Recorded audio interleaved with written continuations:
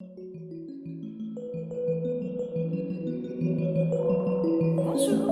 aujourd'hui je vais vous présenter le livre « Il était une fois ». C'est un livre que j'ai écrit, qui est illustré par Adeline Ruel et paru à l'Atelier des Noyers. C'est un abécédaire des contes, c'est-à-dire que pour chaque lettre de l'alphabet, nous avons sélectionné un conte que nous vous présentons. Sur la page de gauche, vous trouverez un petit texte que j'ai écrit qui parle de ce conte. Alors c'est pas forcément un résumé, ça peut être simplement un passage qui vous donnera l'envie, j'espère, de découvrir le conte dans son intégralité, ou qui suffira à vous le remémorer si vous avez envie de le raconter. Et puis sur la page de droite, il y a l'illustration correspondante. C'est un très beau livre.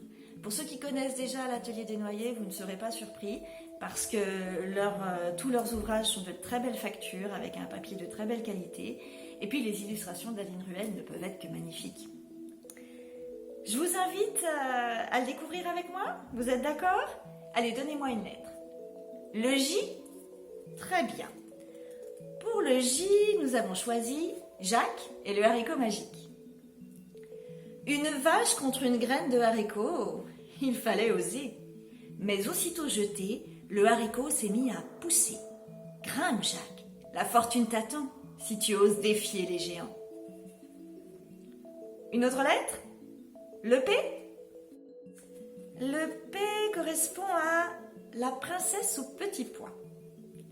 Une vraie princesse doit être délicate et sentir même un petit pois sous 100 épaisseurs de matelas. C'est un test qui ne trompe pas. Avant de vous quitter, je ne résiste pas à l'envie de vous faire découvrir l'illustration que je préfère. Elles sont toutes magnifiques, mais j'ai eu un vrai coup de cœur pour celle-là. C'est celle qui correspond au conte en U, Urashima Taro. Urashima Taro, c'est un conte japonais, sans doute le plus ancien et le plus connu du Japon, mais il est venu aussi jusqu'à nous. Parti vivre au fond de la mer, dans un palais extraordinaire, il a laissé ses parents l'attendre sur la terre. Mais rien n'arrête le temps, ni les regrets, ni les tourments. Urashima l'apprendra à ses dépens. Eh bien, je vous invite à découvrir l'intégralité de ce livre. Je vous souhaite de belles heures de partage en perspective avec vos enfants, puisque vous pouvez utiliser ce livre simplement pour raconter les histoires que vous connaissez déjà, et puis découvrir celles que vous ne connaissez pas encore. Bonne lecture! Et à bientôt!